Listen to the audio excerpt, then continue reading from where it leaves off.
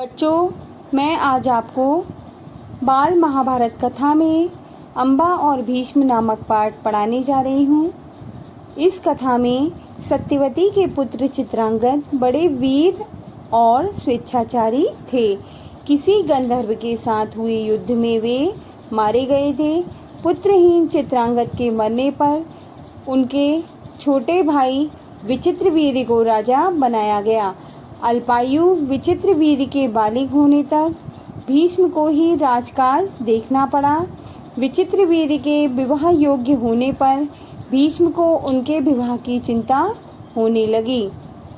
उन्हीं दिनों काशीराज की कन्याओं का स्वयंवर हो रहा था। यह जानकर प्रसन्न भीष्म भी स्वयंवर के लिए चल पड़े, जहां देश विदेश के अनेक राजकुमार पहले से ही पधारे थे। भीष्म अपनी अद्वितीय प्रतिष्ठा और भयंकर प्रतिज्ञा के लिए प्रसिद्ध थे। राजकुमार उन्हें स्वयंवर में देखकर यही समझे कि भीष्म एक दर्शक के रूप में पधारे हैं, परंतु जब उन्होंने स्वयंवर में शामिल होने वालों में अपना नाम दिया तो राजकुमारों में निराशा एवं खलबली मच गई। काशीराज की कन्याओं ने भी भीष्म की उपेक्षा की और भीष्म की ओर दृष्टि फेरकर अवहेलना सी करती हुई आगे बढ़ गई। यह भीष्म के लिए असह्य था। उन्होंने सभी राजकुमारों को हराकर तीनों कन्याओं को बलपूर्वक रथ पर बिठा लिया। शौभ देश के वीर राजा शाल्व पर काशीराज की बड़ी कन्या अम्बा अनुरक्त थी। शाल्व और द्वारा भीष्म के रथ का पीछा करने पर भीष्म और शाल्व में युद्ध हुआ। भीष्म ने हारे हुए शाल्व को काशीराज की प्रार्थना पर जीवित छोड़ दिया। भीष्म के हस्तिनापुर पहुंचने पर विचित्रवीर्य के विवाह की तैयारियां की जाने लगीं। विवाह मंडप में ले जाते समय अम्बा ने एकांत में शाल्व को अपना पति मान लेने की बात बताई और आगे का फैसला भीष्म पर छोड़ दिया।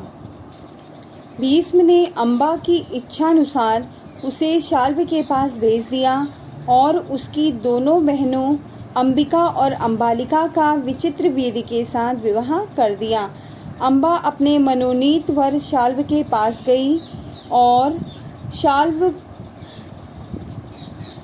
से स्वयं को अपनी पत्नी स्वीकारने का अनुरोध किया।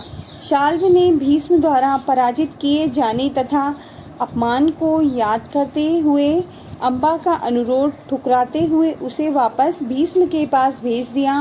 भीष्म ने अम्बा को वापस आया देखकर विचित्रवीर्य से अम्बा के साथ विवाह करने के लिए कहा, पर विचित्रवीर्य तैयार न हुए। तब अम्बा ने भीष्म से कहा कि वे स्वयंवर से उसे उठाकर लाए हैं, इसलिए वे ही उसके साथ विवाह कर लें। भीष्म ने उसे अपनी प्रतिज्ञा का हवाला देकर वापस शाल्व के पास भेज दिया। अम्बा लजाती हुई शाल्व के पास पहुंची। इस प्रकार वह हस्तिनापुर और शौभ देश के बीच 6 माह तक ठोकरें खाती रही। उसने अपने दुख का कारण भीष्म को बताया। वह अपने दुख का कारण भीष्म को मानते हुए प्रतिहिंसा की आग में जलने लगी।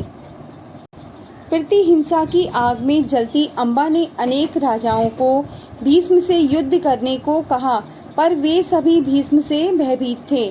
उन्होंने अम्बा को परशुराम की शरण में जाने को कहा।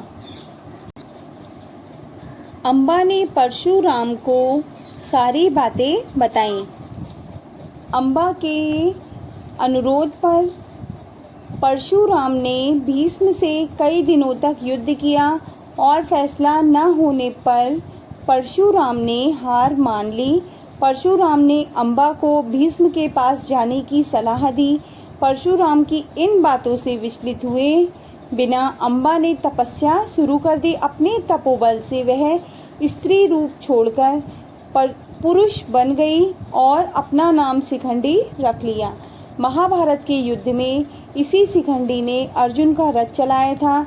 जब वे भीष्म से युद्ध कर रहे थे, शिखंडी के पीछे से अर्जुन भीष्म पर वार करते रहे। शिखंडी की वास्तविकता से भीष्म अनभिज्ञ न थे।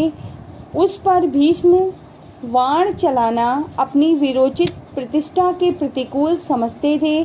अर्जुन के बाणों से आहत होकर जब भीष्म गिरे तभी शिखंडी का क्रोध शांत हुआ।